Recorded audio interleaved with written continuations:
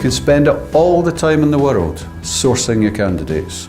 You can be smooth as ice to get past gatekeepers, but it won't stop the genuinely happy person telling you that. You're not here to unsettle the settled, but how about the passive guy? That's the one you want to convince. Session 5 looks at overcoming the objections and the pushbacks from passive people. Let's have a sneaky peek. Here's my 10 top tips for success as a headhunter. Number 1, do your homework. Do your homework on a candidate before you call them. There's nothing less flattering to a candidate than having to answer basic questions that clearly show the recruiter has simply asked the receptionist for the name of the person holding down a certain job title. While nothing beats another human being telling you how much they know about a person, it takes seconds to use the likes of Google or Pipple or ZoomInfo or LinkedIn to get a bit of background if it's available. Number 2, don't take rejection personally. Far more often than not, it's any approach they're turning down, not your approach. Instead, when you're rejected and can't turn them round, compile lists.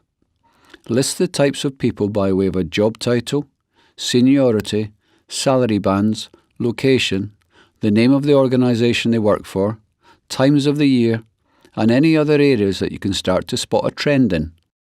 And when you add all that information together over a period of time, it might be, for example, that 4 people from the same organisation have turned you down. And then when you investigate it, it might be better to recruit for that company instead of trying to take from them. Number 3, people like people who are like themselves. So do try to mirror and match a person's mood, tonality, pace of speech and style of wording. Don't mimic them. I know one recruiter who tries matching someone's accent, but that for me is just too brazen and obvious. If someone were to be short and sharp, saying they'd like to talk but a little busy at present, then if you enthusiastically elongate that call from that point in time, that's just counterproductive. A quick "when best to call you back" type of question will suffice.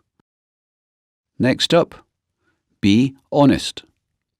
Don't pretend to be someone else or offer something you can't deliver on, or pretend to understand something that you don't.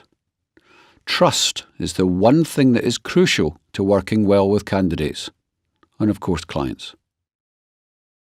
I've never really understood the pseudonym thing, where you make up a name to speak with someone, only to have to tell them later who you really are. If you're known in that organisation because of previous calls, then simply ask a colleague to get through to the potential candidate.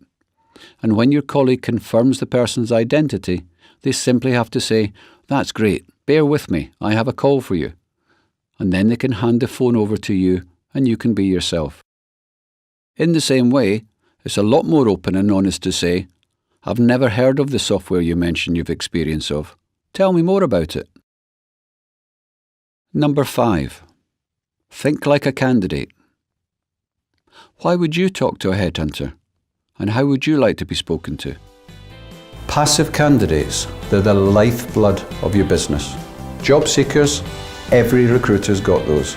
So work hard on the passive candidates.